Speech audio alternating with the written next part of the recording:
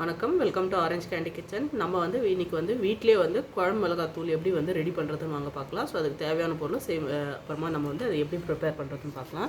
So இதுக்கு வந்து நம்மளுக்கு வந்து மிளகா வத்தல் வேணும். ஸோ அதாவது காஞ்ச மிளகா வேணும். ஸோ இதுக்கு வந்து நீங்கள் குண்டு மிளகா இல்லைன்னா நீட்டு மிளகா எது உங்களுக்கு காரத்துக்கு எப்படி உங்களுக்கு காரம் வேணுமோ அதுக்கேற்ற மாதிரி நீங்கள் எடுத்துக்கலாம். ஸோ நான் வந்து இங்கே குண்டு மிளகா தான் எடுத்திருக்கேன்.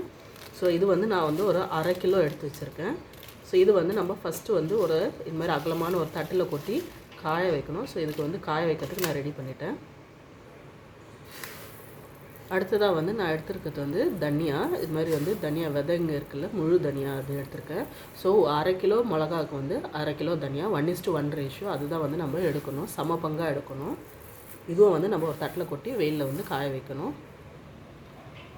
1/2 கிலோ மிளகாய் வந்து 50 கிராம் அளவுக்கு வந்து இது மாதிரி நீட்டு விரல் மஞ்சள் எடுத்துக்கலாம். ஸோ அது கூட வந்து நம்ம காய வைக்கணும்.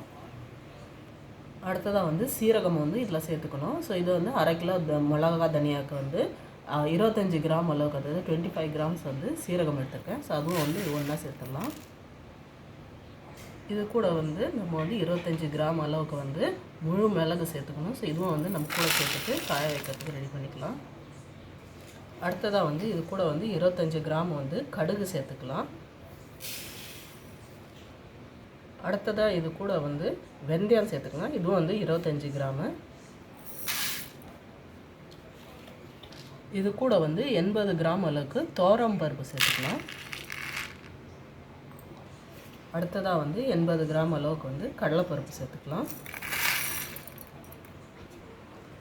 ஃபைனலாக வந்து நம்ம மிளகாத்தூள் வந்து நல்லா கமகமன்னு இருக்கிறதுக்கு இதில் வந்து நல்லா ஒரு பெரிய கொத்து அளவுக்கு வந்து நம்ம கருவேப்பிலையாக சேர்த்துக்கணும். ஸோ இது நம்ம எடுத்து வச்சுருக்க பொருள் எல்லாமே வந்து இப்போது நல்லா மாடியில் வச்சு நல்லா வெயிலில் வந்து ஒரு 3-4 நாள் வந்து நல்லா காய வைக்கணும். நல்லா காய வச்சதுக்கப்புறமா ஸ்லைட்டாக வந்து நம்ம சூடான கடாயில் போட்டு நல்லா வறுத்துட்டு அப்புறமா வந்து நம்ம மிஷினில் கொடுத்து அரைச்சிடணும். இந்த பொருளெலாம் வந்து நம்ம நல்லா காய வச்சு வெயிலில் வந்து அப்புறமா நம்ம வறுத்து அரைச்சோன்னா நம்மளுக்கு சூப்பரான கமகமான வீட்டிலே வந்து குழம்பு மிளகாத்தூள் ரெடி. கரெக்டான உங்களுக்கு ப்ரொப்போர்ஷன்ஸ்லாம் சொல்லியிருக்கேன். ஸோ எவ்வளோக்கு எவ்வளோ அளவுன்னு நான் சொன்னது எல்லாமே வந்து 1/2 கிலோ மிளகாக்கு. இன்கேஸ் நீங்கள் 1 கிலோ மிளகா யூஸ் பண்ணிங்கன்னா நீங்கள் அந்த குவான்டிட்டி அப்படியே வந்து நீங்கள் டபுள் பண்ணிக்கலாம். கண்டிப்பாக இந்த ரெசிபியை ட்ரை பண்ணி பாருங்கள். நான் யூஸ் பண்ணுற எல்லா ரெசிபிக்குமே வந்து குழம்பு மிளகாத்தூள் தான் யூஸ் பண்ணுறேன்.